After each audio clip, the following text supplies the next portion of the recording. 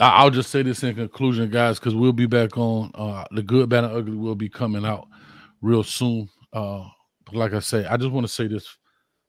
As you all know, I bring things, in my opinion, I was coaching over 20 years from a coach's perspective. I'll say this. I get it when it comes to players. But one thing about a coach, let me cut my light back on. Sorry, it was burning my eyeball. One thing about a coach, your job is to protect the players at all costs. That's your job at the end of the day.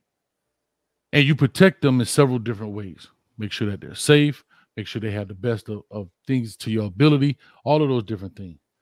But you also are here to protect their hard work. And you do that through the way in which you manage games, call games, all of that stuff, because you're going to give them the best that you have. I'll say this. Although it wasn't pretty, although Tyler Van Dyke made mistakes, although kids may have dropped balls and he threw interceptions, and that's part of the game. That's why you don't play just one play like track, right? You don't do just one, get it one time and get disqualified if you make a mistake. But as coaches, you are the grown up in the situation. You are the professional. You are the adult. You are the one that's prepared. You are the leader. And as the leader, there are certain mistakes that you are not allowed to make. See, a lot of people will say mistakes, for example, and I know this is an extreme parallel, but just follow me. Just because you told your kid not to play in the street and you stand there and let them run out in the street because you want to teach them a lesson, that's a mistake you can't do because they get hit by a car when you had all the power in the world to protect them.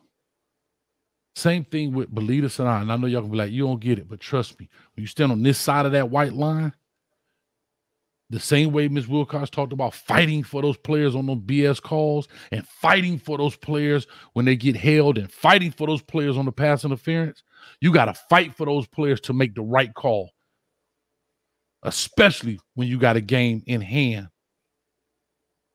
And that's why they came up, like my man say in the 70s, with taking a knee. It's called victory. Because that means that means the only problem that should happen is the exchange between the quarterback and the center on the snap.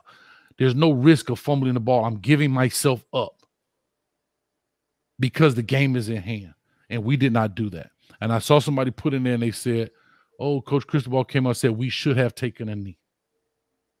I should have stopped my son from running across the street, but I didn't because of what I want to teach him a lesson. Why? Maybe because I thought he was grown enough to do it on his own. And I want to make sure that, let's see if he's a man. No, sometimes you got to protect these kids from themselves. Because just like Chaney did, he's a programmed pit bull to try to fight and get yards. And that's what he was doing. And that's why the ball came out, regardless if his knee was down or not.